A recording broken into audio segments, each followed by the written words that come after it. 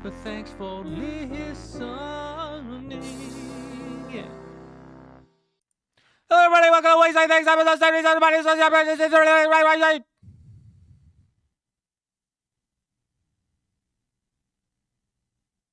Hi.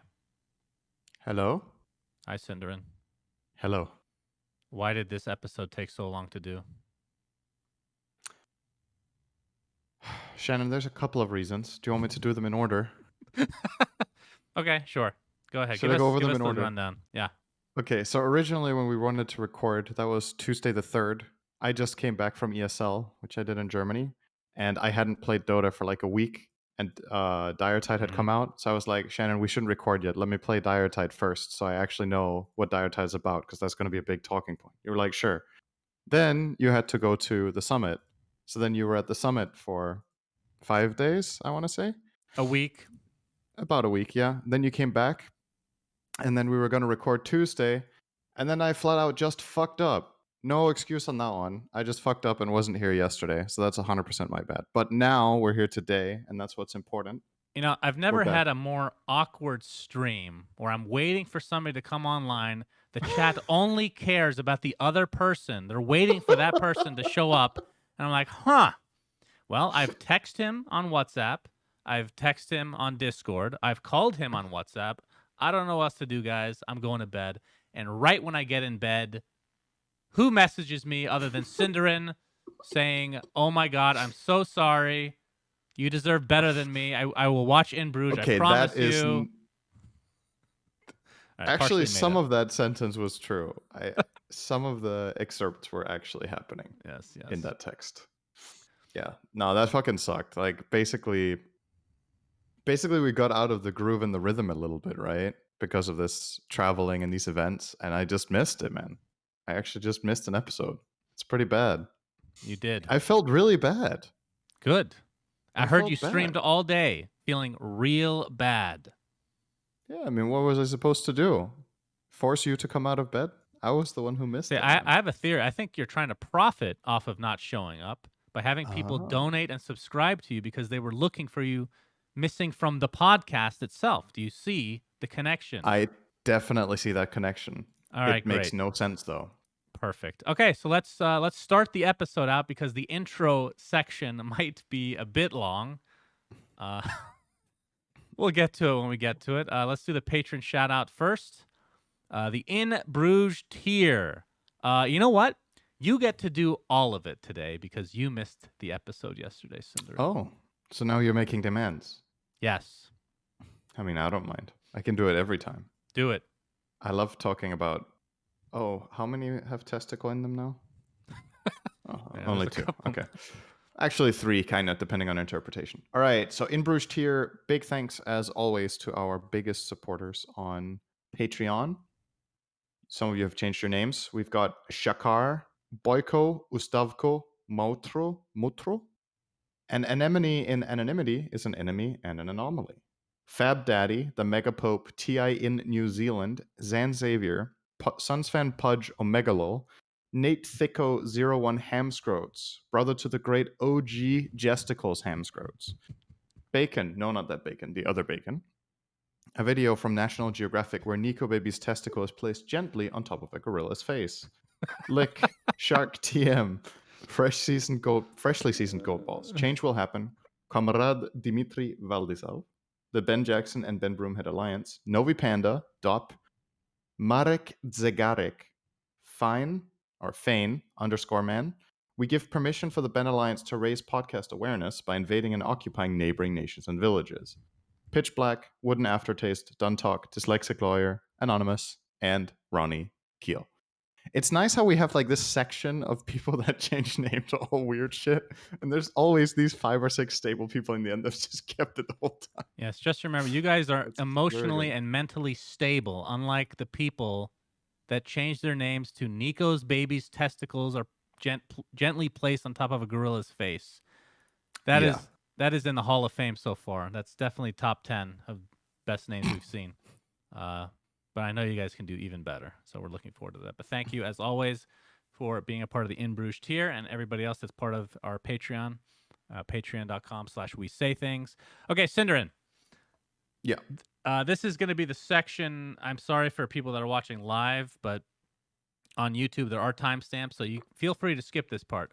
NBA basketball. Yes. All right, so the NBA is coming back December 22nd, I do believe. The draft somehow is in a week, November 18th. And then randomly, the trade deadline or the trade moratorium begins or ends. I can't remember the fucking terminology. 2 days later, which is really weird because most trades occur on draft day, Cinder. I know this is very mind boggling to you, but Yeah. I do want to talk about one very important trade speculation rumor that we're hearing about involving the Phoenix Suns, the only undefeated team in the bubble. We would have Damn. been NBA champions if they just let us fucking play basketball. But of course, the NBA is rigged, as we all know. We've established that from time to time. So there's this player named Chris Paul. Have you heard of him? Yes. Are you He lying? makes R&B music, right? Okay. Have you seen State Farm Wait, commercials? You no, guys get State that's Farm Chris there? Brown, right? I honestly Close couldn't enough. even tell you. Do you get State Farm commercials in Denmark?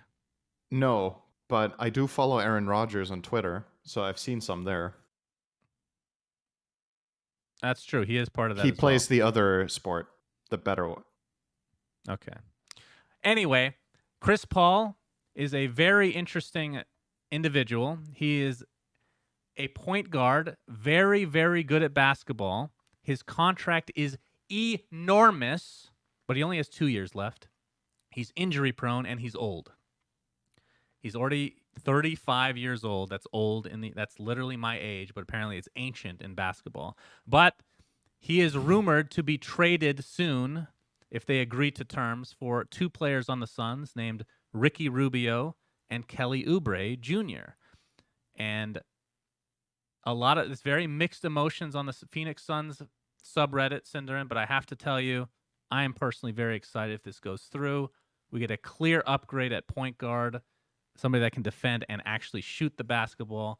We will make the playoffs next year if we do this trade, unless he gets injured a day into the season, which is also a remote possibility.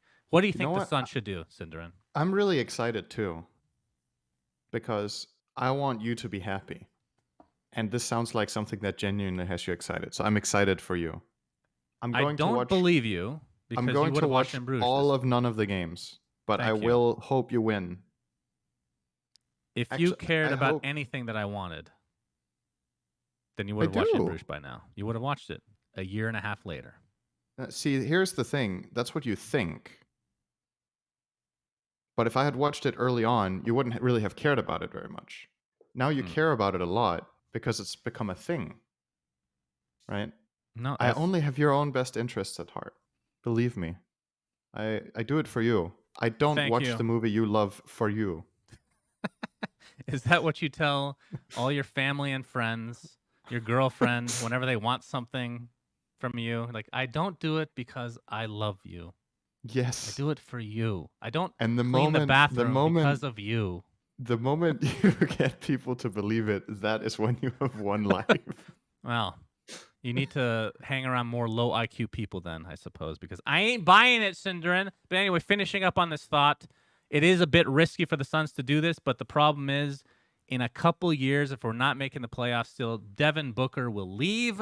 We have to do something somewhat risky like this, and this will definitely put us in a better trajectory. And again, it's only 2 years of he's getting paid literally $40 million a year. It is redonkulous amounts of money, but it's still worth it for us. We need somebody like that in our team, I think. So yeah. What's the budget of a team like yours? Well, it's a little bit hazy right now because of COVID, so they're really hard to project what the cap is going to be. But, and I'd have to look to know the exact amount, but I want to say the whole team is maybe around 130, 120 million, something like that. So he's a third of the team. Yes, but you can go over the cap. Okay. You just pay more in luxury tax, so it just becomes more expensive. Okay. But yeah. So, and then of course, there's only so much money you can give a certain individual as well. But he's been in the league for so long, and he's played at such a high level that he gets like the literal max you can make, which is basically a third or even more of the team. So Damn. yeah, so we'll see if that happens. That is Suns basketball. Okay, second thing that is also me talking. This one won't be as quite as long. This is for the people that this is SUNSfan recommends, of course. By the way, you should probably think of stuff for you to recommend. Do you do anything other than play Dota that you can recommend to somebody at some point? Be great to get your voice in on this at some point in this podcast that we do literally every week. I don't do as much new stuff as you do, that's for sure. I don't do anything new though. I just read books and watch movies. Yeah, I don't do that either. Yeah. Okay. So going back to the books, for those that don't remember, I recommended Stormlight Archives, one of my favorite series of all time. People that like fantasy, they like the hero building, things like, again, my roots. Harry Potter is what got me into fantasy to begin with. I would recommend another book recommended to me by the great Brax, which we will also talk about a little later. He recommended a series called The Cradle, and I think I like it more than Stormlight Archives. It's incredibly good. It's 8 books. The last 2 are coming out next year, but they're actually pretty short. They're like 200, 300 pages each, so they're actually pretty digestible. But I would say that I like it better than Stormlight because it's shorter. It's going to be less detailed, but there's more points in the book where, like, even in Stormlight Archives and these books that I really like, there's parts that I zone out. I don't know if you get like this for even the stuff that you're interested in. Like, okay, I literally don't give a shit about this character. Get this chapter over with. I get that a lot. But for Cradle, that literally didn't happen one time. So highly, highly recommend that series. Okay. So with that, syndereN, let's get started with the actual episode. Can I just say before we get started that in Yes. our outline, this had me chuckle. It literally says SUNSfan recommends Cradle. I was like, that's a good recommendation. I think everybody should have a Cradle. I'm a bit disappointed now that you weren't telling a story about how you have a Cradle and it's amazing. The fuck would I have a Cradle for? Put your kittens in or something. That's true. They would like that. Yeah. Rockabye kitten all night SUNSfan long. recommends Cradle. I try. So actually, for those that don't know, again, this is part of the Patreon tier. Not to sell out some more. There's a Patreon tier that says, I think it's the second highest, sneak peek. You guys get to look at the outline. Sometimes I put stuff in and I make it very vague so that syndereN has no fucking clue what it is, and this is one of them. And occasionally I do troll him, but that's a little great. bit more uncommon. Okay, so this is going to be a 2 weeks worth of episode. I don't think it's going to be super long, but ESL One Germany ended, syndereN. Yep. Team Liquid came out on top. They beat Team Secret. Well, first of all, Mud Golems beat Team Secret 2-0 in the upper bracket. And then Team Secret got knocked down to the lower bracket, beat Alliance, and then lost to Team Liquid, who just ran out the lower bracket completely after going out in the first round. And they ended up beating Na'Vi 3-1 in the finals. What did you think of that performance? It was a really interesting tournament to cover because, like, the storyline for the last half year has been Secret beats everybody, who's getting second place, and then Secret actually lost something. So that already in itself made it a very unique tournament. But then the fact that not only did Secret lose, but technically the top 3 were not even projected to be in top 3, any of the 3 teams. The finals was Liquid versus Na'Vi. Na'Vi, who have not really had a relevant top placing in any international tournament for years, it feels like, or very few anyway. And Mud Golems, which is a new stack with Fata as captain. Those 2 teams got top 3, which was kind of crazy. Like, they knocked out the teams that were knocked out by these teams were like, no, like, it wasn't small squads that got knocked out. OG got knocked out, Nigma got knocked out, Secret, Alliance, all of the big teams were knocked out. And the best placement for all of the big ones was Secret getting 4th. So kind of crazy stuff. It was really cool to see the other teams catching up and playing a lot better. And I'm very happy for Liquid for finally winning a tournament with this roster. It's been a long time coming, and especially happy for my boy Koikva, of course. Super good stuff from him. He played really, really well this tournament. I think he very much deserved it. Like, the whole team played super well. So yeah, that was really cool. I have a general question for you, based on the performances that we saw. So Mud Golems, you mentioned Fata being the captain. Do Yeah. you think, and they beat Secret 2-0, how much do you think Fata's experience on Secret with Puppy played a part in them winning? Do you think that that matters a lot, or is it Mm, kind of just whatever? I Like I think it's know it's overrated. been a lot of patches, right, since then, Right. but he was with them for long enough that I feel like he could have picked a few things up at the very least, right? Maybe it's still a long time ago. I think more than anything, they did their stuff well and won with that more than they specifically tailored a strategy around beating Secret. They kind of picked similar stuff to what they had picked so far in the tournament. Mm-hmm. And if anything, you could criticize Secret for not being prepared enough for that matchup in terms of their bans in particular. But like it's a classic thing that Secret will do in a lot of strategies. They will give away heroes that your team likes because they think they have the solution, and this time they just didn't for once. Right. So, as far as intel goes, this whole you played with this captain 2 years ago, so you know how they think. I feel like that's almost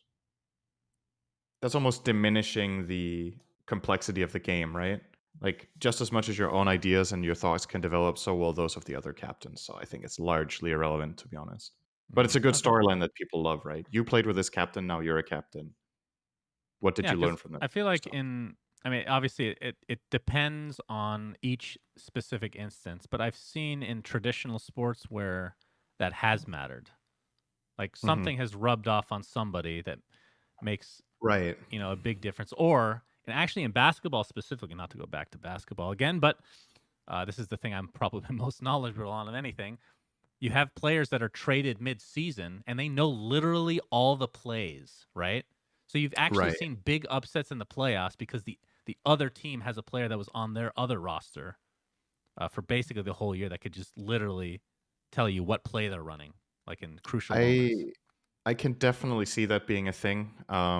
In basketball, for example, it would be way more impactful. It's like compare. What's a comparison to that? It's like saying mid TI, a player switches from one team to another, and then they play the next day, right? Right.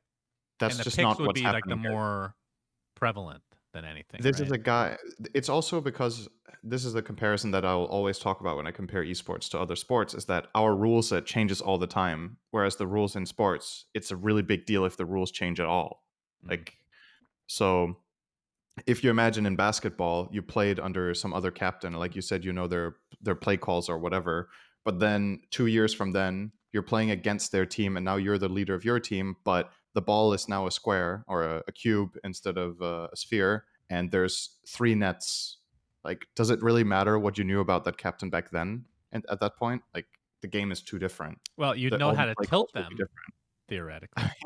I think the main thing you learn about is their way of thinking. But when it comes to the concrete strategies, they're too different. Like Dota 2 years ago is so different from now that it's almost irrelevant. Like Right. it's not fully irrelevant. Sometimes heroes come back or strategies come back and you have like some sort of backbone where you're like, oh, against this type of hero or this type of strategy, this was played a lot 2 years ago. This is a good way of countering it. So if you learned that kind of thing from the captain back then great. Yeah, then you have like an approach to countering stuff. But that's not really what happened, at least this time around. It was way more about just playing around your team well. Yeah. Um, I think the most prevalent thing you pick up from other captains is just inspiration about how to lead a team in general. Like, how do you do good practice? How do you analyze replays? How do you motivate your teammates? That's the kind of stuff that kind of transcends patches, right? Hmm. But the concrete strategy, not so much. Yep, that makes sense. Okay. So the next thing is the Dota Summit 13, which I Yep. attended for a week in LA. That was actually my very first time hosting, believe it or not. I've done some like spot what is it? Like spot up hosting? No, like just temporary hosting like for a segment or something like that for like Midas mode, and I don't even think I did it for Captain's Draft. I don't I think think I you've ever done did it for that. Summit in the past as well, Like very probably. brief moments I would do it like for Yeah, one or two like segments or segments. whatever. But Yeah. this was the first time I was just doing it for the whole time. I did the end of EU and NA with BSJ and Jenkins, and of course the great Pop Tart on observing. We trolled the shit out of him. telling him to look at Roche in the middle of team fights and just randomly just try to, keep him on his toes and whatnot. And then the other shift was SEA and the rest of EU with Gods, Lyrical, and Tsunami. Lyrical cooked us dinner on the final Oh, day. very nice. It was chicken wrapped in, I never get this meat pronounced correctly. Chicken wrapped in prosciutto. Is that correct? Does that sound familiar to you? Yes, it's a type of ham. Okay, it was delicious. He made like mashed potatoes, and yeah, it was really good. I believe it might be pronounced prosciutto. Prosciutto. Anywho, that tournament was a lot of fun. We can talk about results now. Wait, this is the American pronunciation. Okay, they Prosciutto. claim it's prosciutto. I don't know if that's the Italian pronunciation. Probably. Prosciutto. Okay. I Anywho, have no idea how to pronounce it in Italian. But just like the starter where you get bread with tomato and basil Ugh. called bruschetta. Bruschetta. Yeah, you call that bruschetta, right? In Italian, it's called bruschetta. Bruschetta. So Yeah. I would imagine it's just kind of a one-to-one with that with prosciutto and prosciutto. But what the fuck do I know? That's It's right. probably some Italian guy's gonna butcher us on the bot. That's What great. the fuck do you know? That is right. Okay. Anyway, That's me. the SCA bracket ended with Motivate. I didn't get to watch any of the SCA since I was sleeping during this time, but Motivate Trust beat Among Us 3-0. Is there any relation from Motivate Trust to Myth Trust? You remember Myth Trust? Yeah, I think Trust is a peripheral company, right? I think they make just gear, like mice and keyboards, right? I seem to remember there being a mouse at some point. With Myth Trust, I think it's a hardware sponsor, is it? Couldn't tell you. Am I wrong here? This one was formerly named Trust Gaming. So now they just added the Motivate Trust Gaming. So Motivate They need to is the motivate their sponsor. sponsors. Yeah. Anyway, that's the one I have zero information on. The EU division ended with Viking.gg, which we've cast a lot of in the past. Yep. They ended up beating Team Liquid in the finals 3-1. That one I was just paneling for. I didn't cast it, but I did watch all the games. And Viking looked really good. Like Team Liquid in the tournament, it felt like they were kind of, what's the right way to put this? Not that they were more experimental than usual, I feel like. Like some of their drafts are really freaking weird and it just didn't work out half the time. But they would like lose game one in series and then just stomp the next two. But in the finals, it felt like they were, again, I don't know how serious they were taking it. But either way, Viking, I thought looked really good. I think Liquid wants to win. I mean, yeah. they just came off a you get to tournament the win. They final, want to keep going, right? Yeah. I don't see any reason they wouldn't be trying.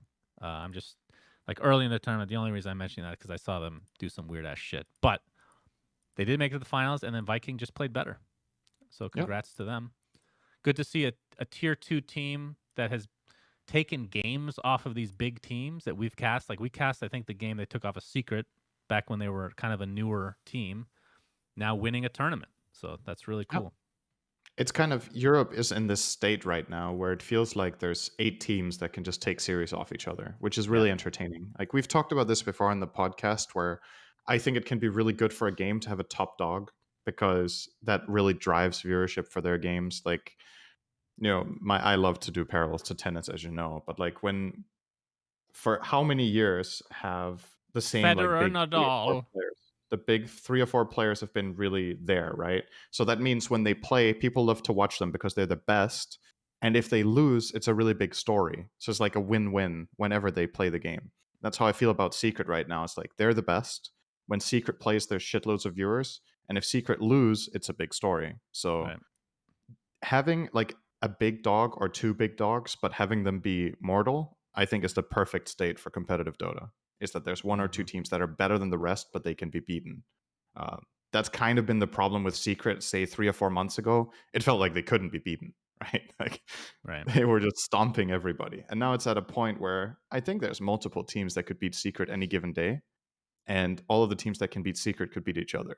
So Europe is in like a really good competitive spot right now, which is awesome. Yeah. Yep. Very competitive indeed. And then NA, which is kind of been focused on as the region that's kind of, well, NASA. I'm just going to combine them. We called it NASA, Right. of course, which makes a lot of sense.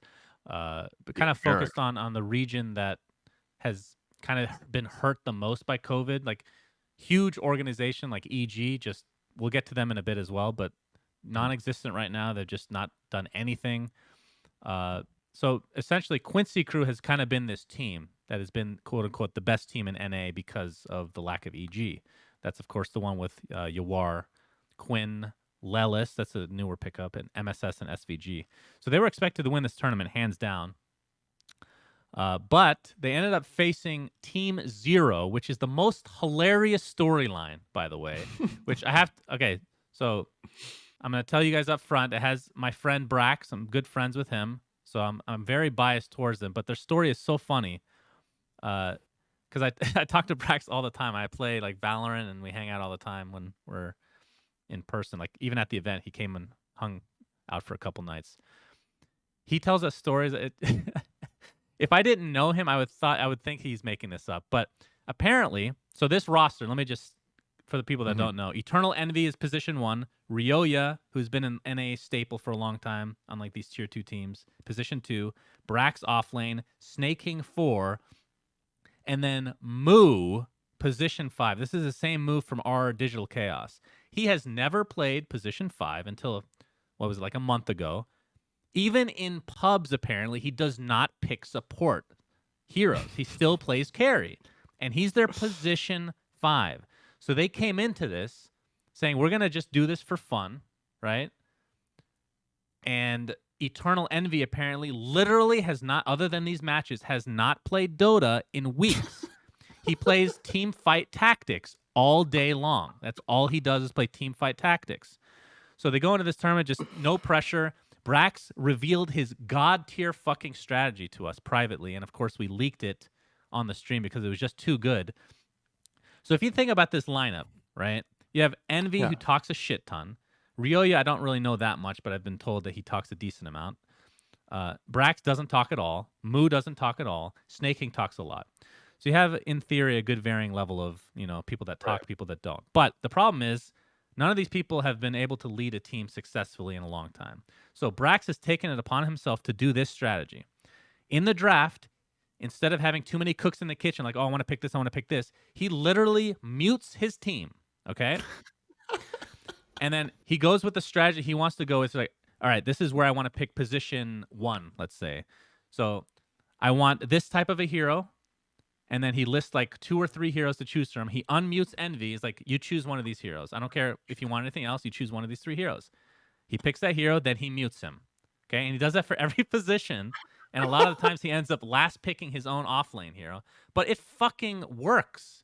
And the reason I bring them up is because they end up winning the entire tournament 3-2 over Quincy Crew. They were up 2-0 in convincing fashion. And then game 3 was a typical fucking Eternal Envy game, back and forth. They end up going for the throne and losing in heartbreaking fashion. I actually thought that they would lose the series because of it. They came out in game 4, looked like shit, and then game 5, they're back to normal again. So I genuinely think that they found like some sort of like special sauce, as it were, where What a roller coaster.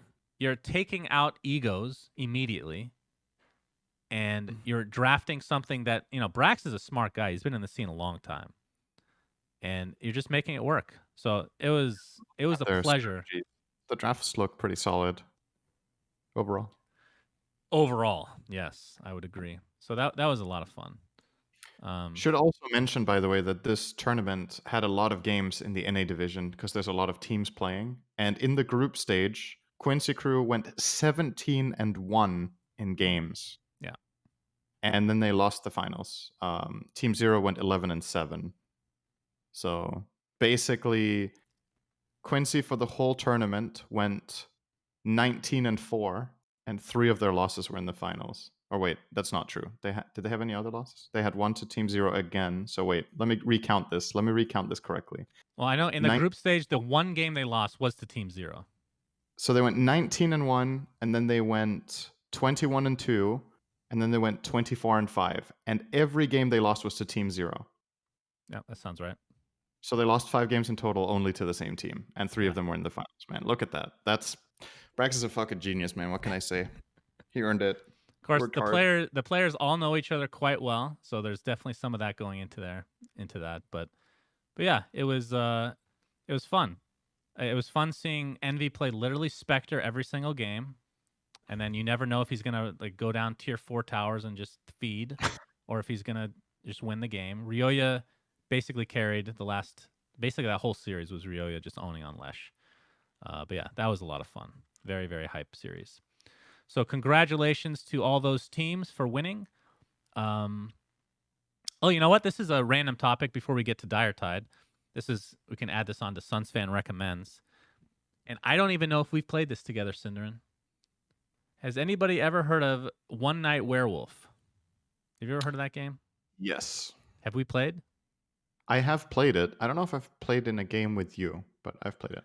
So it's not like this is anything new, but this is not even remotely close. It's called One Night Ultimate Werewolf. It has an expansion and then a few other random ones. It's not even close. The best party game if you have like 5 or more people. And I bring it to every single event, and it is so much fucking fun. I highly, highly recommend anybody that has actual real life friends to buy that game and enjoy yourselves. But the only reason I bring it up is because I realized I don't think I've ever played with you, and I've been playing this game for years now. That's so crazy. So, thinking twice, I'm actually not sure if I've played One Night Werewolf. I've played Mafia, I've played Werewolf. Hmm. I would imagine I've played One Night Werewolf. I would need to see like the cards to just So, see if. you want me to explain the game real quick? Sure, go ahead. So, One Night Ultimate Werewolf is literally one night. You have an app, and Mhm. you're given roles, and then you close your eyes, and everybody does their role based on what the app is telling you, and then you have 5 minutes. That's it. That's each. It's just 5 minutes, and the game's over of talking. So you have like a robber stealing cards. You have troublemaker moving cards around, things like that. Does that Yeah, sound I'm pretty sure familiar? I've played that. So The app sounds familiar. I think that might have been at one of the previous TIs or something that we played it. yeah, it's a very Pretty pop. I fun. mean, again, for those this is the one thing that I know everybody will like. It's the reason it's good is because Mafia I hate. I hate Mafia because people get so angry. But One Night Werewolf, nobody gets angry because it's 5 minutes and then you move on to the next game. You don't have time to get angry. You don't have time to get angry. You don't You get know? to build up the tension enough. Yeah, exactly. Okay. Man. Not Mafia with Nahas. That's where it's at. I mean, I never actually got the chance to play with Nahaz, but yeah, that's why I don't play it. So, moving on to Diretide, which was released last week. It's been a week. Oh. How do you want to go over this? How do we dissect this? So, Yeah, there's I a mean, custom there's a game. lot, right? There is Yeah. a lot to talk about. I think, in the interest of not making this episode 2 years long, I think the main things to focus on are just the game mode itself, how it plays, is it fun, and Valve's changes to the market with the game. I think that's the biggest thing. And then we don't talk about any of the specific consumables or. Um, We can give our overall impression. there's way too many. There's so much stuff. It's Well, like an okay. insane patch in terms of content for this kind of event. Right. Okay. So. So, the game mode itself, do you like it? Do you want to explain what it is? I don't Yeah. know how we want to do this since it's a week. So people that used to play the old Diretide like 7 years ago or whenever it was, the game is different. It's not the same Diretide, so they've remade the game. The concept is 2 teams play against each other, 5-on-5. There's 2 lanes. You kill creeps in them. You get taffies, which is candy, and you need to bring the candy back to your basket. And there's 3 rounds. You play best of 5. Or sorry, there's 5 rounds technically, but if you win 3 rounds, you're done. And the goal is to have most candy in every round. And what happens is you fight each other over the candy. If you kill heroes that have candy, they drop it. And then Roshan is the wild card of the map who moves around and will target a player and ask for candy. And if you don't give him the candy he wants, he will curse your entire team and do damage over time, like a global radiance for I don't know how long it is. It's a lot of damage. And the more candy you hold, the lower your HP is. Yes, you get weaker the more candy you carry. And you can pass the candy to your teammates, so it's kind of a little bit like basketball. You love that, don't you? And More then like just like soccer, but basketball, you sure. need to dunk it in the basket in the end to win. Um, That's technically true.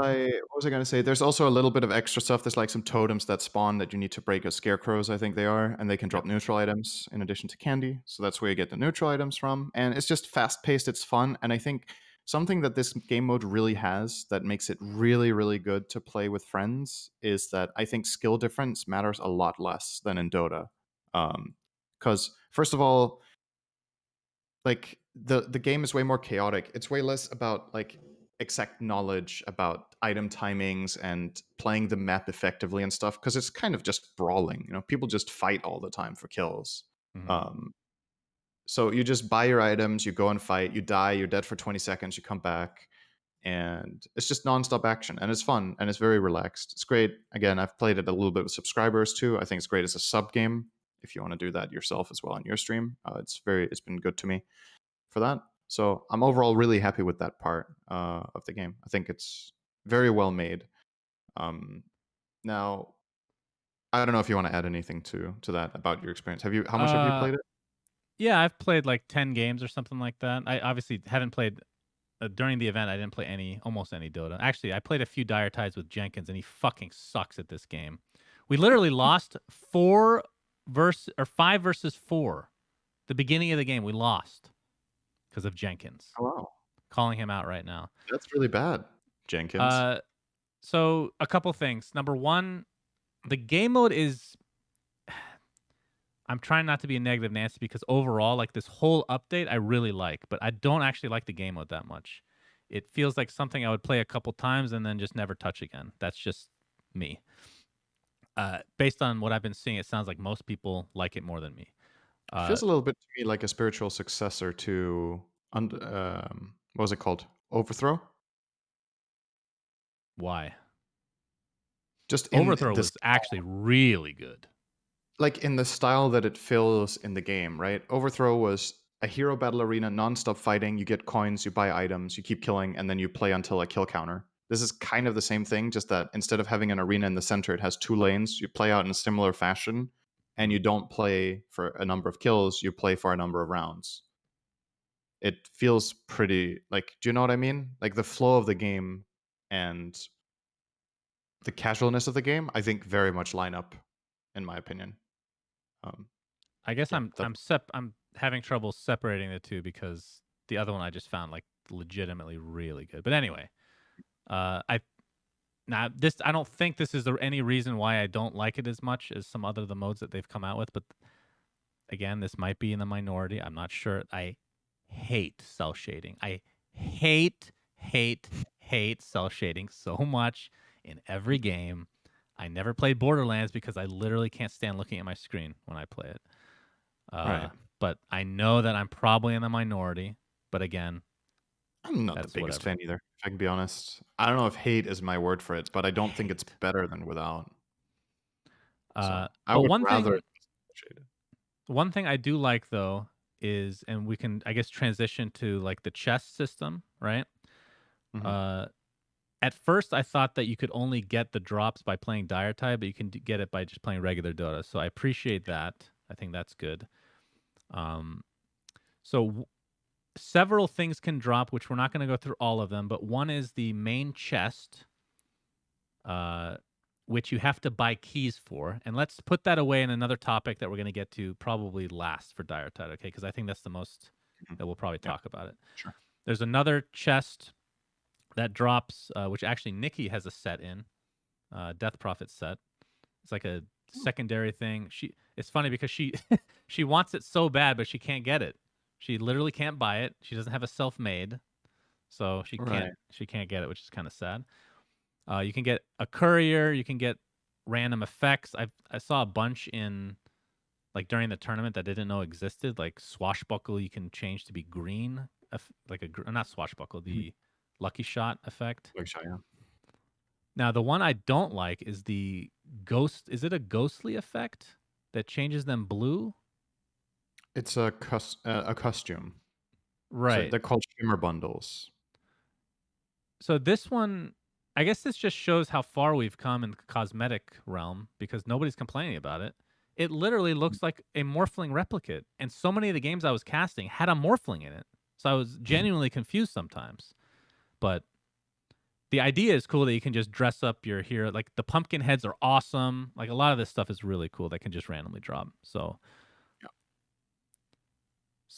aside from that, I guess we can just get into how they've done the chess, because this is the biggest change by far Yeah, to the chess system. I agree. So for those that So don't know how, you can please, by all means, syndereN. no, I was just gonna point out that let's explain the chess system first, I guess. So Sure.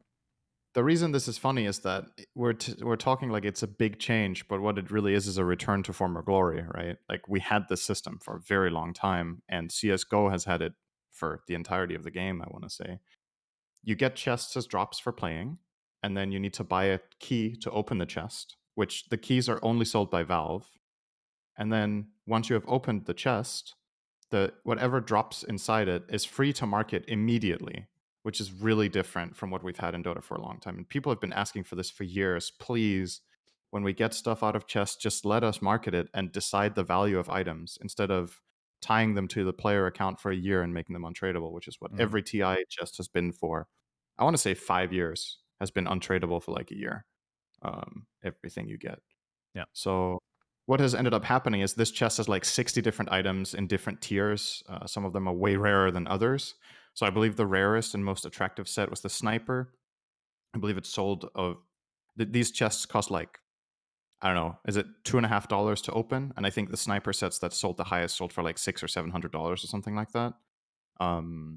Whereas the common sets sell for less than a key, which has to be the way it works, or it makes like no sense, right? Then you would just open every chest and profit. Right. So I'm a big fan of that over the limitation. I think it's super cool to allow people to trade items and to value them themselves and like make this a little game within itself to quote unquote play the economy.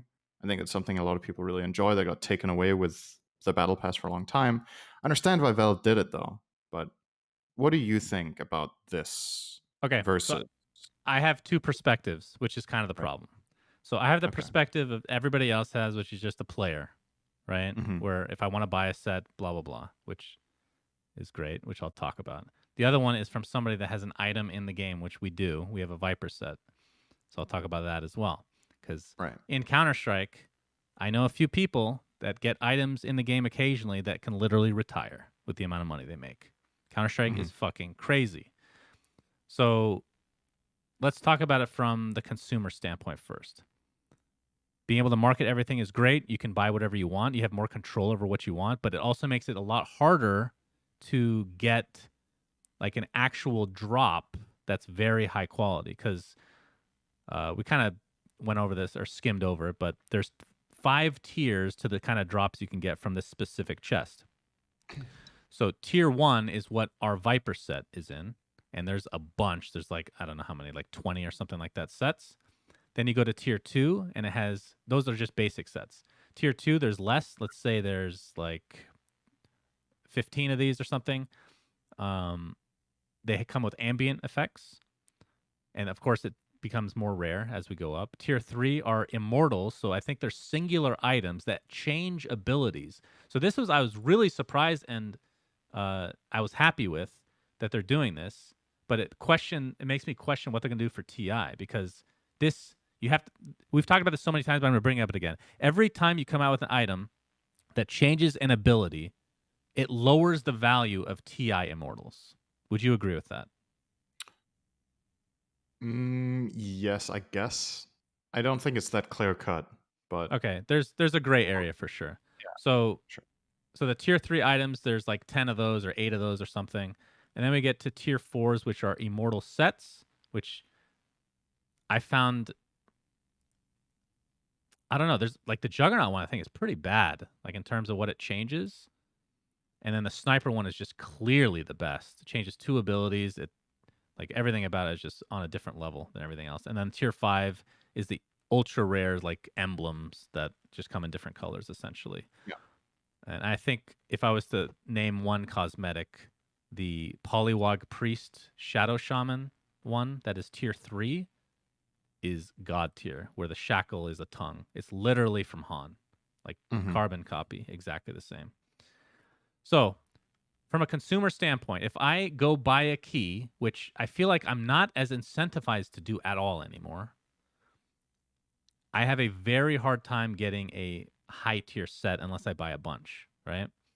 So I'm Hmm. better off just waiting to see how much or what drops for other people and buying it off the market. So more control is good. Now, the thing I do like about this as well is that Valve is obviously using this as kind of a test bed to see and then improve on.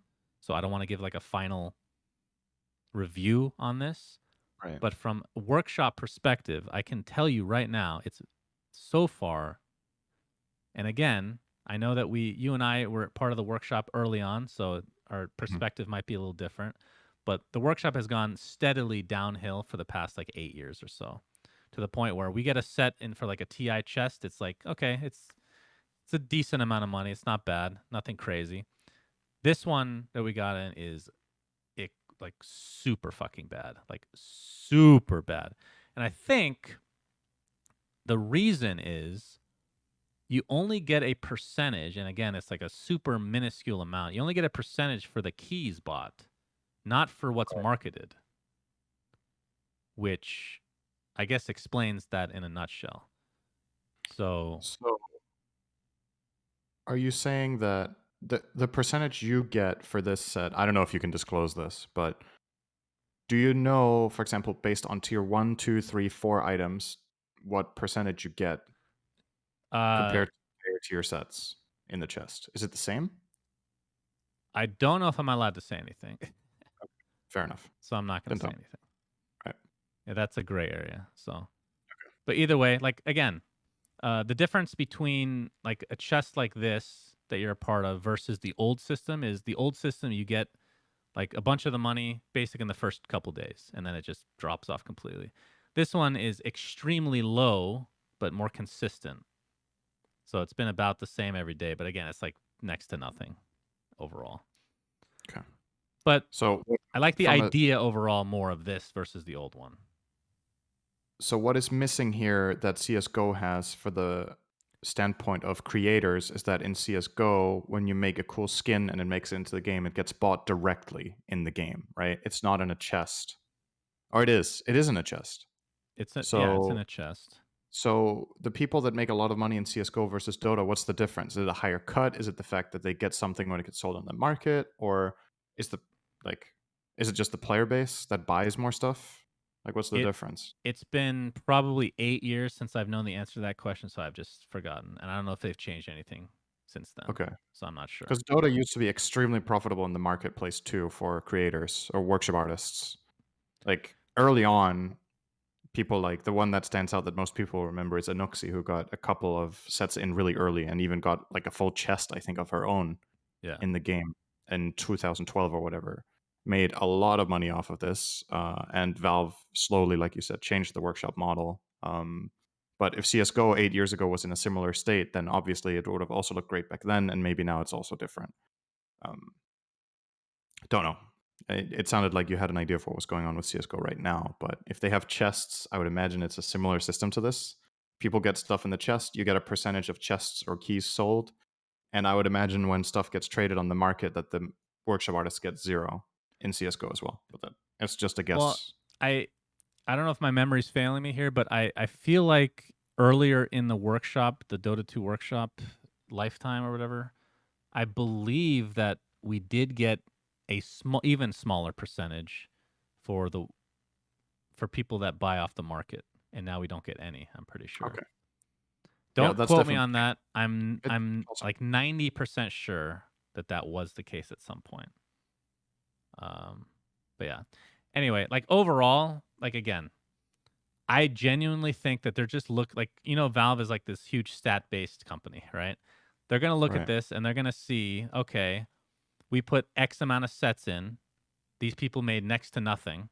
So now next time we're gonna do it, we just do half the sets or whatever it is to allow them to actually make decent amount of money. Because right now this is pretty bad. But Right. like the Yeah, you're spreading it system, really right? The system as a whole, I think, is infinitely better for the consumer. Makes it less exciting from like an opening chest standpoint, unless you're a whale, though. And it thin. makes it like worse for content creators because you have to again, it's not like you can just buy the keys You have to get the chest as well, which is by playing them or buying the chest off the market You as buy the well. chest too. That's the thing, right? Is that Yeah, I think that is really cool, to be honest, because it gives people that don't have the time or desire to play a large amount. It gives them a way of acquiring chests, and it gives the people that really want to grind the game a way of making money. These chests, I believe, sell for like €4 to €5, so like $6 or something. At least when I checked the last time, that's a good amount of money if you live in a country that doesn't have a high wage. Then it feels like playing the game for you during this event can actually be somewhat profitable or add that level of enjoyment where that's true. I'm grinding this out and I'm getting something for it. Like I feel like I'm getting monetary value. And now the choice is yours. Do I want the money or do I want the item? And I think that's cool. And then the market regulates in itself what is the average quality of an item worth. And right now, if that's $4 or $5 for the chance to, or six, whatever, like it's probably around five now, I think. If it's $5, then if you're a guy who's like, I love this event, I have a lot of disposable income, I think the sets are cool, I want to spend $100. Then you go and buy, what's that? Like 10 chests plus keys, 12, 13, and then you've done that. And the people that want to profit off it get to do that. I think that's great. I think the system of being allowed to sell chests that you farm is really good. That's a good Instead point. of Valve holding all the power over, we supply you this chest, you pay us, and we choose the price. I think it's cool that the market can decide what it's worth. Yeah, Okay, sounds like in chat the price of the chest has dropped dramatically. I think last time I checked it was like €4, and now it's down to two. Somebody said. I mean, even I can just so, check in the game. Actually, I'm just gonna boot it up. I want to see what it's worth now. I think I that's think it's fine. great. That's cool. Yeah. So I'm gonna reserve final judgment until the next time they do this to see if they make it a little bit more profitable for workshop artists. But Right. aside from that, overwhelmingly positive on all this stuff. And again, I don't care about the game. The game mode. I originally thought it was just going to be the game mode and nothing else, but the fact that they added all this other stuff on it is pretty awesome.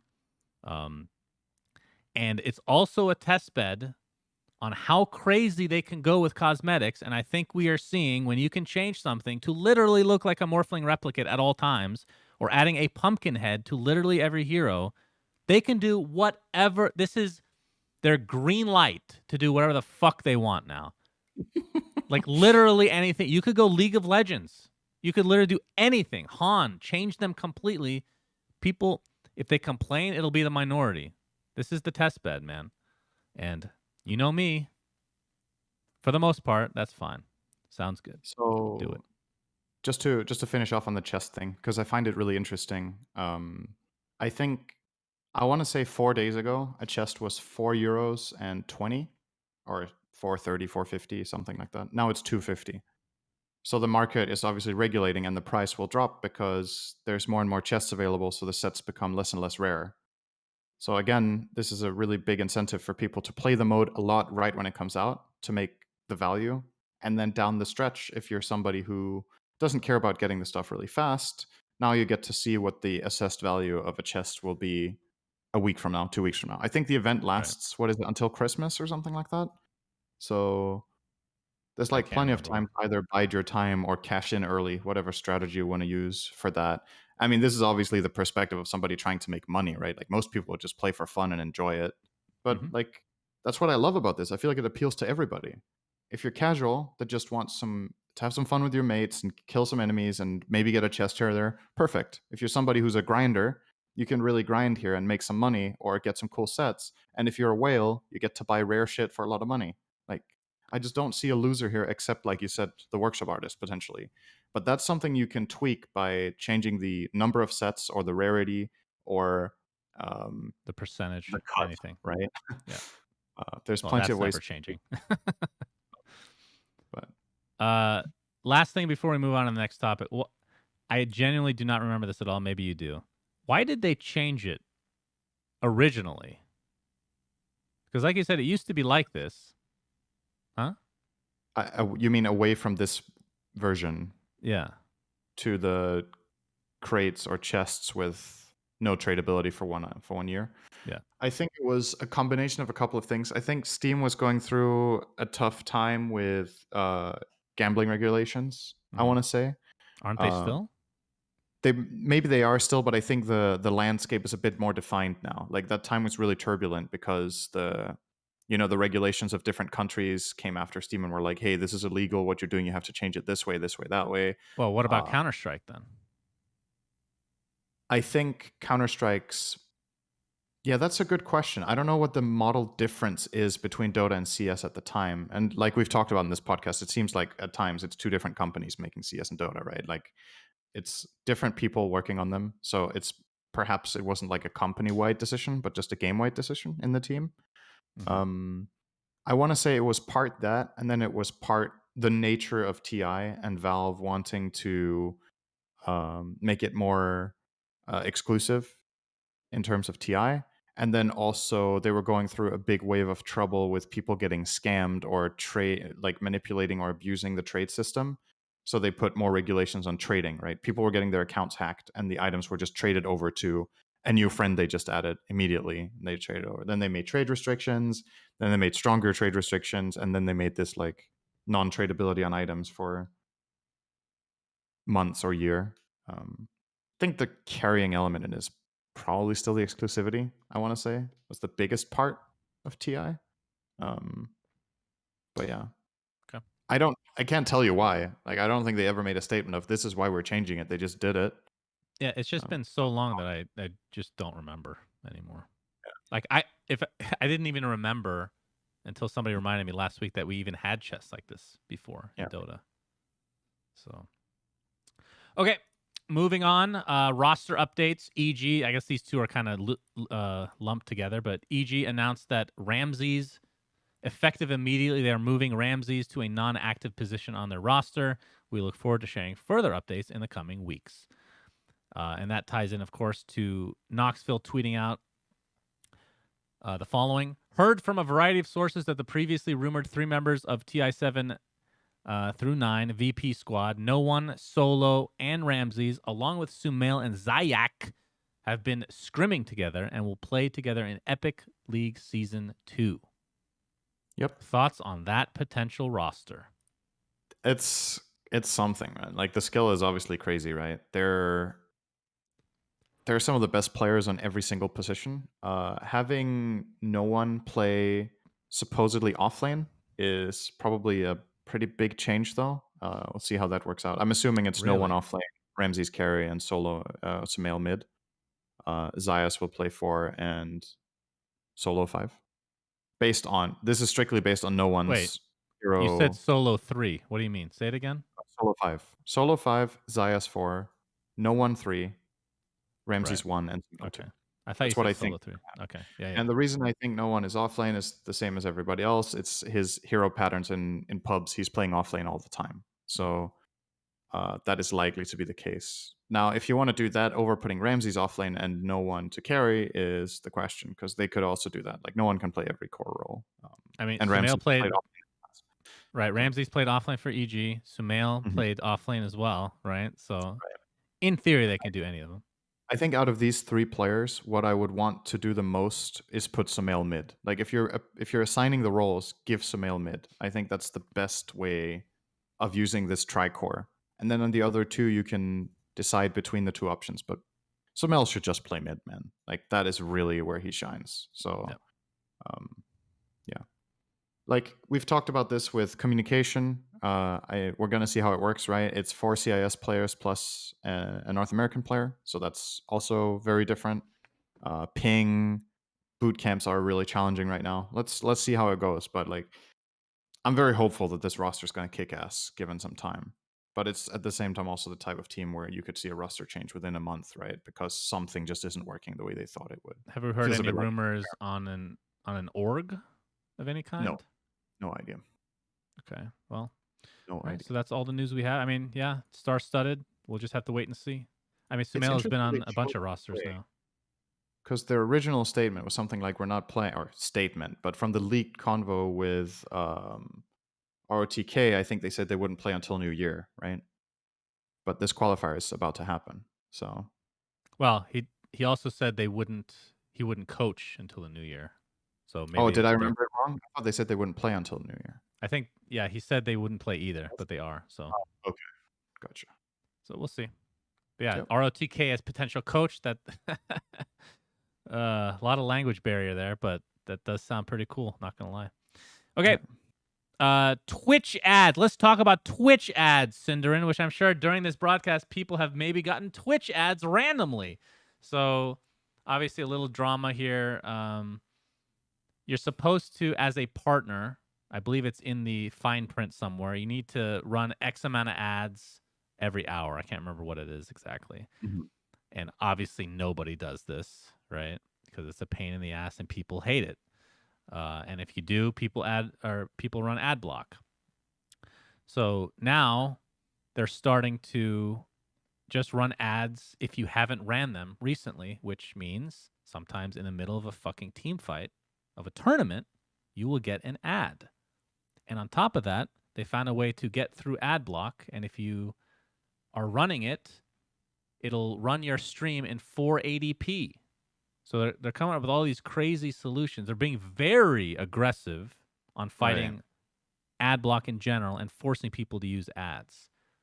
On top of all the DMCA music stuff, which I don't, it's not really, that probably is not really them. I mean, they've mishandled it a bit, obviously, but it's not really them pushing for it, I would assume. What are your thoughts So on this? So I think there's two parts to this, right? The one part is the combating ad block, and the other one is the forcing ads. And we've talked about the forcing of ads previously on the podcast, I think a couple of episodes ago when they were starting to roll it out as a test. Um, I was of the opinion back then that I think it's really bad to force ads. I still am. I don't think that's the way you do it. I think you should encourage streamers to play ads. You should remind them. You should give them guidelines more clearly, not in the fine print, but integrate it as a better part of the streaming experience to Mm, encourage streamers to play ads rather than flat out forcing automatic ads if the streamers don't do it. There has to be some other way to do this that yields better results in terms of revenue generation than just forcing it. Um, that's the one thing. So, still not a fan of that. As far as the ad blockers being stifled or forced, this is a different thing where when it comes to ad block, there's like two camps, or like maybe there's more camps, but let's say there's the people that feel like ads are intrusive and you should always be able to avoid them. Like they ruin the experience, they shouldn't exist, or whatever. People that are just conceptually against advertising in general as a concept, that think advertising shouldn't exist. That you know the product should speak for themselves and not need to be advertised. I feel like that's kind of a naive point of view, personally. And then finally, there's the people that are saying, you know what? I understand streamer needs to make money. Twitch needs to make money with this product. I'm watching it for free. This is a pretty small thing. I will watch ads. And finally, I guess even more, there's the camp that have ad blockers on, but you can obviously add exceptions. So people that don't like intrusive ads but love their streamer will add the streamer as an exception in their ad block so that they get ads specifically there but not all this pop-up shit or whatever that happens on other pages that they visit. mm. So like it's kind of hard to just say what's right and what's wrong here. I think Twitch combating ad block is not new, but I think them doing it this aggressively, like you said, is a new step. I'll kind of hold my judgment on whether I think that's just flat out good or bad, but I don't think it's not nearly as simple for me as the forcing of ads. I think I can more easily understand this, like targeting people who are just flat out blocking advertisements entirely versus forcing them to play automatically. Because what do you really foster with this auto ad play? You make more people get ad blocks, right? That's what's happening. Is Right, that if the streamer doesn't have full control over when ads play and they start playing during the game, people are going to be like, fuck this shit, I'm getting an ad blocker. And right. now you're just ramping up the war between Twitch and the ad blockers of the classic virus versus antivirus. You patch it, then the virus patches, then the antivirus patches, and you're going to keep fighting this forever. Um, I don't know if that's a good battle for Twitch or not, but Or of course, that's then kind there's like on mobile and TV, for example, like there's not, I'm sure there's technically stuff you can do to get ad block, but for the most part, 99% of people won't have ad block. So you're going to have these ads running at random times if the streamers don't run them regularly, right? of it's like you put a lot of pressure on the streamers and responsibility. You obviously they're still in control of being able to play ads when they want, but I feel like it's a bit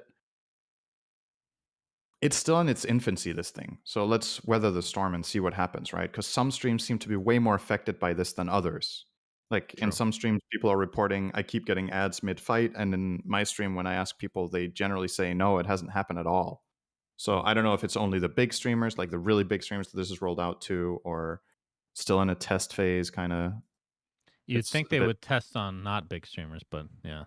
I mean, I guess from my perspective, there's a few different ways to look at it. Um, like first of all, why is Amazon pushing for this so much right now, or Twitch?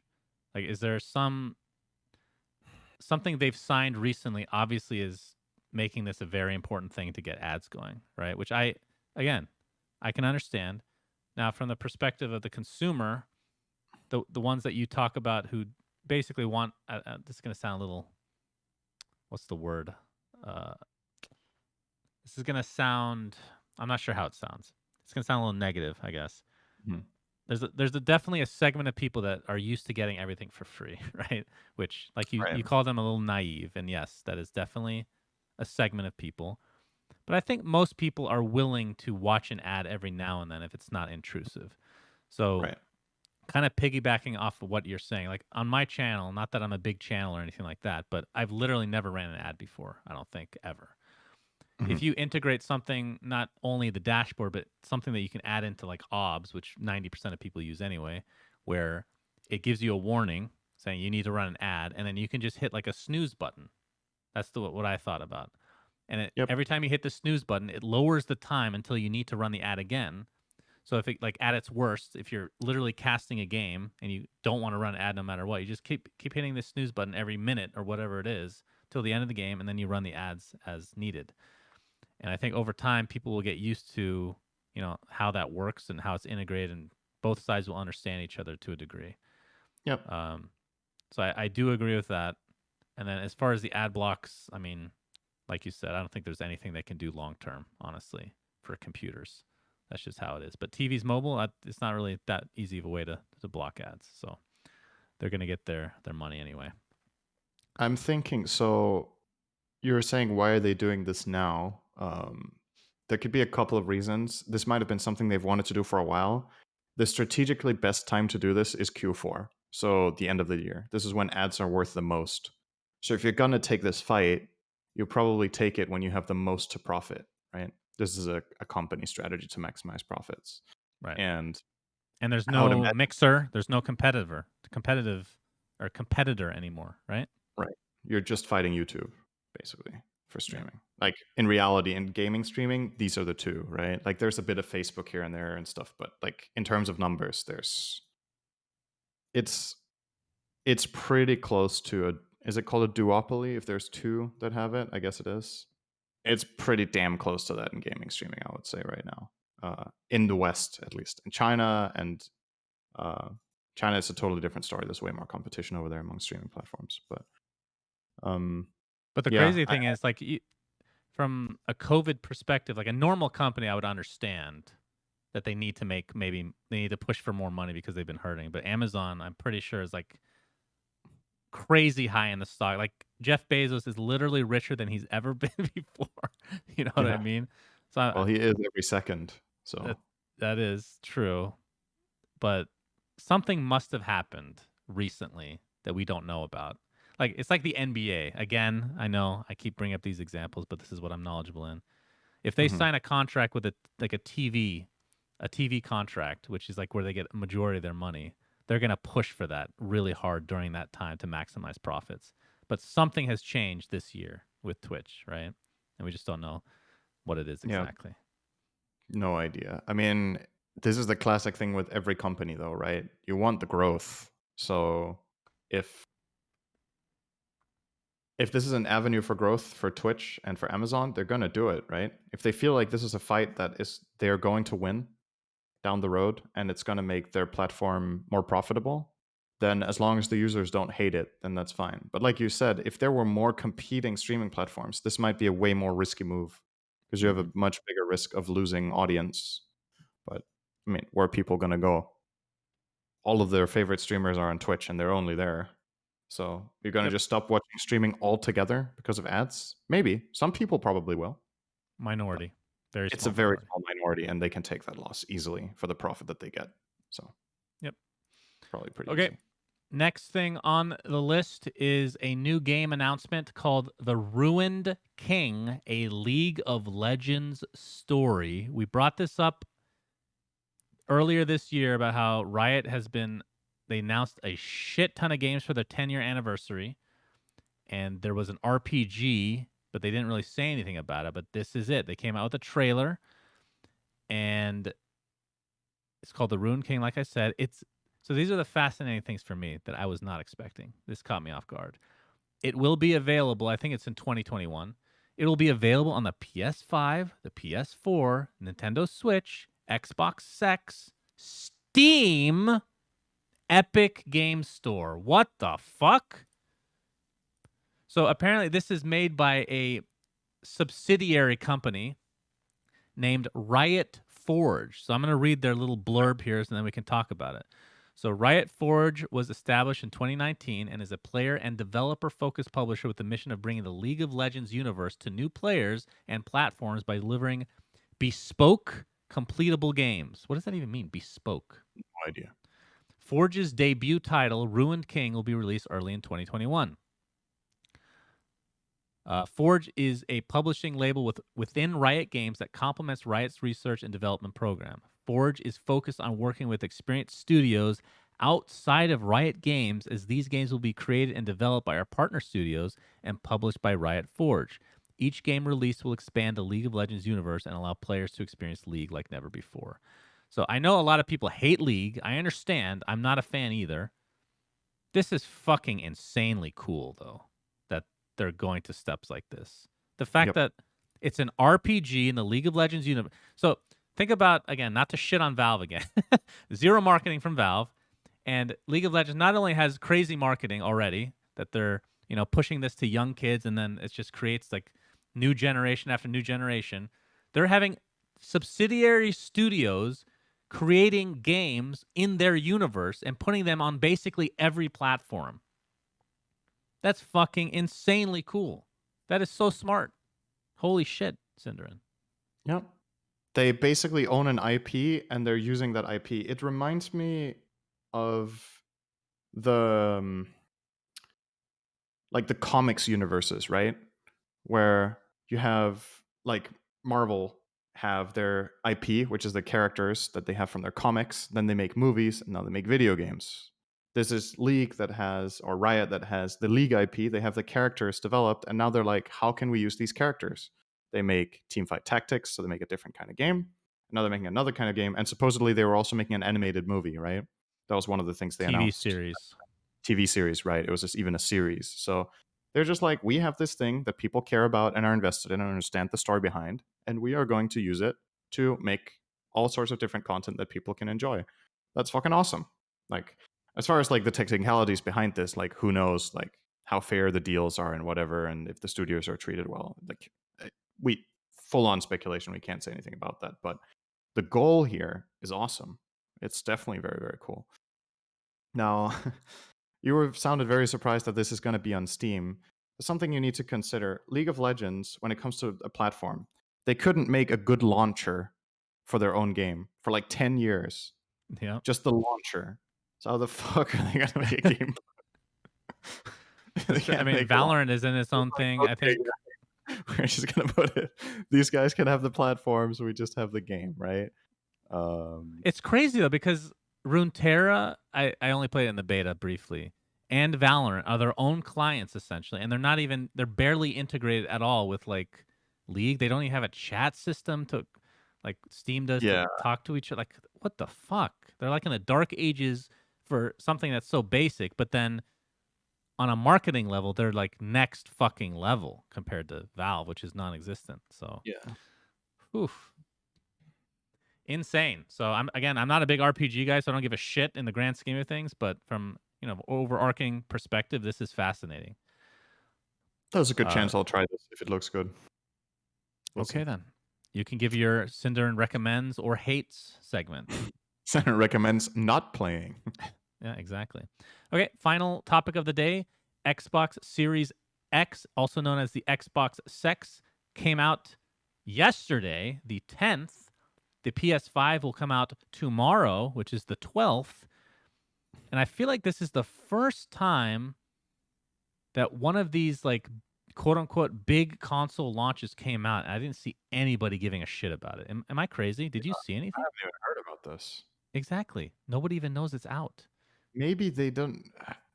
They couldn't find it. They went to buy the new Xbox and they couldn't find it because they were like, "I want this Xbox," and then they got the wrong Xbox, and then they were like, "This isn't new." I And that's mean, it. I wouldn't be Maybe surprised. all the publishers or all the stores have ordered the wrong version Hmm. and don't actually get the good one It's or the possible. new one. I don't even know if it's good, right? It's definitely possible. To me, what's more interesting about this, I don't know if this is the norm because I'm not a very big console guy. Is it normal that the competitors release their consoles this close to each other? Yes. Okay, so that happens all the time. That is like 2 days apart that Xbox and PS comes out I don't with think their. I've ever seen it 2 days apart. I think it's usually like a week. Okay, but still really close. Yeah. Do you think it matters who's first? At this stage, no. I think people You that want think to buy people have Microsoft will decided buy in advance Microsoft, what they Sony, want? Sony. What's that? You think people have decided in advance which one they want, or if they want both? Yes. So it's not like, oh man, there's new consoles coming out. Which one comes first? I just want to play this new shit. Because that's what I was thinking. Like, if people genuinely care which one comes out first, how are they combating each other to get the first release? But it doesn't seem to be that big of a thing. So I mean, with only 2 days lag time, it doesn't matter at all. If it was like a 3 month. weeks, a month, Yeah. sure, I could see. Especially when you buy Christmas presents for your kids, it matters a lot, right? Mhm. But my assumption is, I don't know for sure. I believe the PS5 and Xbox X are probably all sold out anyway on pre-orders. So maybe that's why we're not hearing a lot about it. But at the same time, and maybe COVID, people don't want to go to the store. I don't fucking know. Like, I haven't heard anything. I had to It's a good point. research. Yes. We're close to Christmas. Like, Yeah. is this the prime time to release it versus, say, in 2 weeks? They I mean, I'm sure they've done all the studying here. I'm just trying to understand why this is the best release date, not in 2 weeks when Christmas so comes, when people put out their wish lists and stuff, right? I think it's because they know that they can't uh, meet demand. Okay. If I remember right, it's always been in November, these releases, Hmm. because it's really So hard to find it in store for the casual purchaser, right? that's what you want for Christmas. You want them to be available in the store because that's when people go out to buy their presents. Yes, exactly. So you want, right? That makes a lot of sense, actually. So I Okay. had to look up what the games even were that were released on launch, and I can't remember such a pitiful fucking list on any launch console release in history. I haven't looked at PS5 yet. I guess we'll talk about that next week. But the only one that is even remotely like recognizable to me is like Assassin's Creed, which is like, okay, they made like the 20th game. That's great. It was high on the streaming list today because it was the first day or whatever. But other than that, there's like nothing.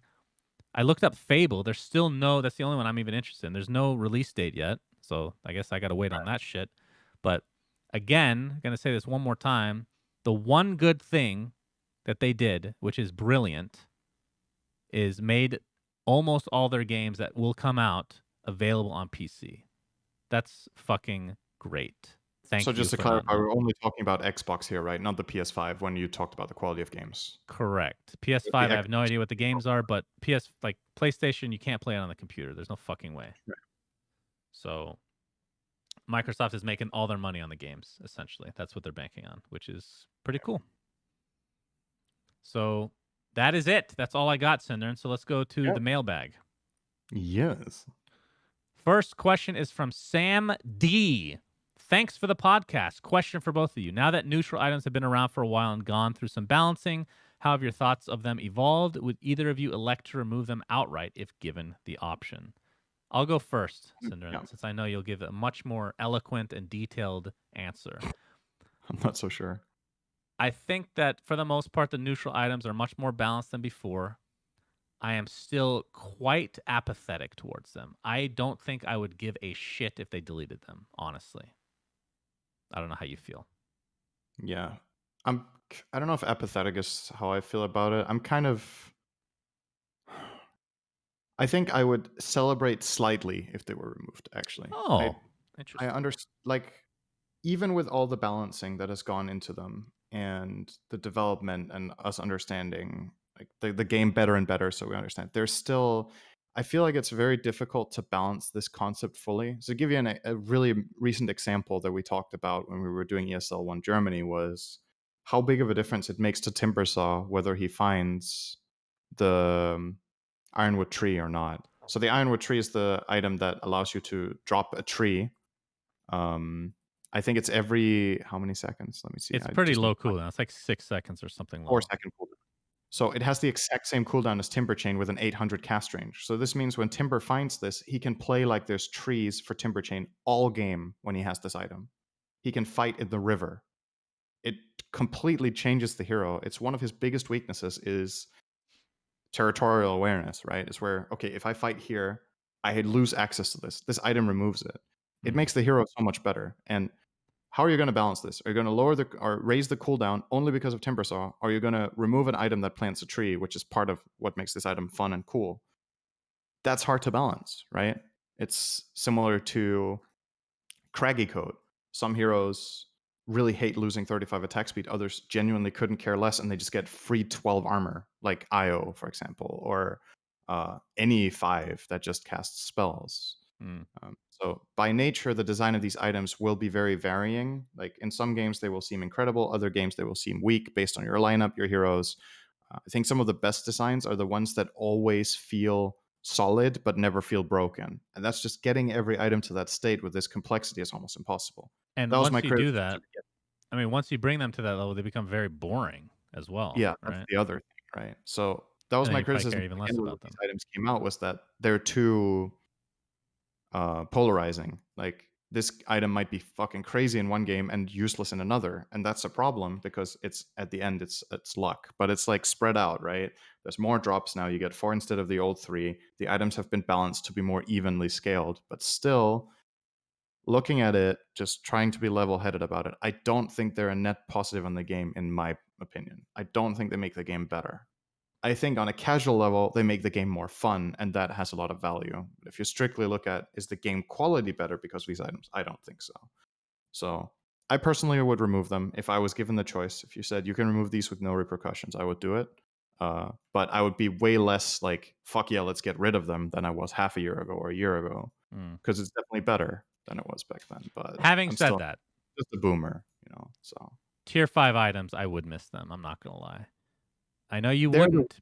that's the Be- thing. They're the biggest culprits though in this, right? Why? You Because don't play they are so 60-minute games. ridiculous that they're impossible to balance. Mhm. Like, there are lineups where Pirate Hat is garbage, and there are lineups where it's insane, and there are lineups where, like, for the most part, like some of these tier 5 items, the ones that you want are Apex, Fallen Sky, and some lineups want Ballista. But you know, there's like within the tier, there feels like there's a clear tier list, right? The one you Um, don't want Woodland Striders most of the time. You don't want Force Boots. You want the big ones. You want the all right. damage. You want the killing items. I Mirror Shield. will hard disagree with you on this one. Do you So, think first, the items drop? Let's hypothetical situation. The items drop. One team, any late game situation. Let's disregard the lineups completely. My team gets Apex, Ex Machina, Mirror Shield, and Fallen Sky. Your team gets Woodland Striders, Force Boots, Trident, and Book of the Dead. Do you think that's fair? well, Book of the Dead sucks dick. I'll agree with that one. Ex Machina is more. I agree. Some of these still need to be balanced, and some of them are just like Ballista is crazy if you have a ranged carry, And if you essentially. don't, it's garbage. And if you don't, it's garbage. I agree. Pirate Hat, I think, is not that good though. It's okay. Mirror Shield is it's I agree. good, but yet you can play around it. I think the boots are actually among the best because that takes up a slot. You get rid of your fucking boots now for a neutral That's fair. item, That's fair. Actually, and you that's fair. put another item Depending there. on the timing. If the game goes on for another 10 minutes after these items drop, the boots are amazing. If it ends within 3 minutes, I still think they're pretty bad because you don't have time to buy the next slot, right? Right. I think Seer Stone on any ranged casting disabler is completely broken. Super good. So I agree. There's like Book of the Dead is still garbage. They could literally just delete that and just think of a new one. And Ex Machina is it's basically just a BKB refresher, right? Which can be really good. But It's also I 20 armor. That's an insane late game stat. I would miss the tier 5 items. I think it's good to have something in the game that kind of accelerates everything, even if it's a little bit unfair. I know that's Mhm. going against the grain of what all is holy for Dota and whatnot. But from a pub perspective, I can't Right. tell you how many fucking games I play that are 60 minutes. Thank God they finally end because of these items. You have played how many games? How many tier 5 games have you actually played where you've gotten a tier 5 item yourself? Well, I have got one or Yes. two. Okay. And this has it been a year yet? We're getting up there. Okay. So anyway. It's a major outlier. That's the thing. Like I understand that there's a very small portion of games that get to this state, especially at a competitive level. It's more like I don't know how to explain this. Like conceptually, are you against the idea that even pro games that play for thousands or tens of thousands or hundreds of thousands of dollars can, in the end, get decided by something like this? I'm not saying they do. I don't think. I think it can be the deciding factor, and I think it has in one or two or three or four pro games where it's like, okay, this team got these items and the other one didn't, and it actually won them the game. Mhm. Actually did. That does happen, but it's rare. Then the question is, do you think that's fine? Like, is that okay? It's like saying sometimes a game is won because PA blink strikes someone late game and gets 2 crits in a row, right? Like that also happens. Yes. So there is That an RNG element to this game. Everybody signs up for it when they play it on a professional level. You know there are things that are random, runes. Over a big sample size, it's about being the better team. But in any individual game, you can get unlucky. So as long No, as you accept that, I guess that's fine, right? I can understand frustration for people that lose to something like that, but I actually think it's overall a net benefit to have something like tier 5 items where it just ends the fucking game already because nobody What wants do the you games are too long to begin with.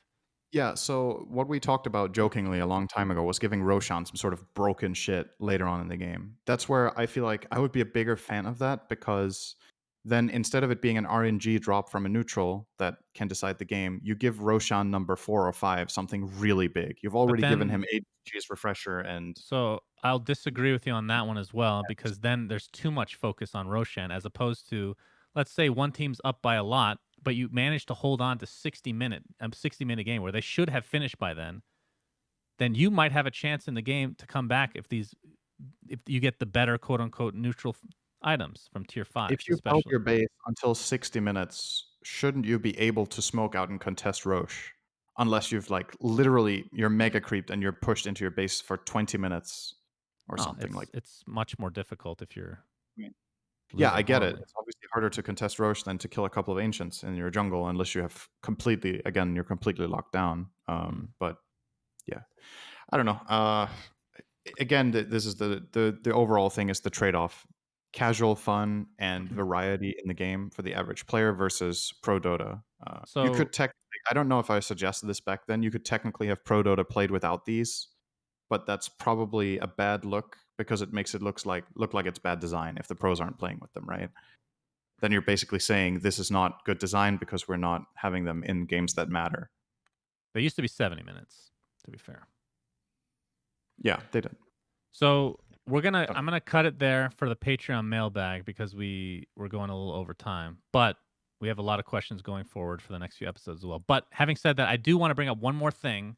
I just want your opinion on that. I know people will shit on me for, but I did bring this up during one of our panels during Dota Summit about things that I'd like to see. This one will sound very controversial, but just let me finish and you tell Right. me what you actually think. The reason it's controversial is because it's semi from League of Legends. So Okay.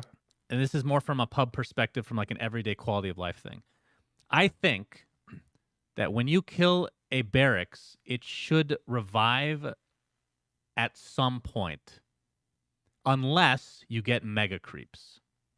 So this does two things. This forces you to either get mega creeps fast and not dilly dally and fucking jerk each other off in the fountain or whatever you want to do, or it forces you to just end the game. What do you think? Like the timer can be like 10 minutes. I don't know what the hell the Right. timer would be. But what do you think of that idea? I could see it. You would only have the barracks respawn, not the tower, right? Right. Yeah, Yeah, barracks only. I could definitely see a version that does that. I don't know if it's better, but I don't think it would be terrible. Again, it gives the team that's behind a chance to come back from defending against the barracks disadvantage that's inherently big. But at the same time, you also want to reward the team accordingly for taking barracks, which is one of the hardest things to do in the game. So I think if you want to let them respawn, it should have a long cooldown, or the respawned version should be weaker than the original. That's also Right. a possibility. We also we discussed the possibility of the gold never changing once you get super creeps. You still get less gold Mhm. forever, even if it respawns or something like that. But yeah, just the Yeah. thought, because I was thinking from like a pub perspective. Again, I don't know how many other people have this issue. But the games just don't end when I fucking play. I don't know what it is. It's so annoying. So you want barracks to respawn so they don't end. Well, but this, I mean, would you disagree that this incentivizes people to actually finish the game instead of going back and farming forever? It incentivizes them to try, but if it's hard, then the game could just equalize again. Yeah, I but don't know if it'll make the average game shorter that you make barracks respawn. That's debatable. It's true. that's flat out, I guess. Okay. All right. No clue. Well, that brings us to this 2-week episode of We Say Things.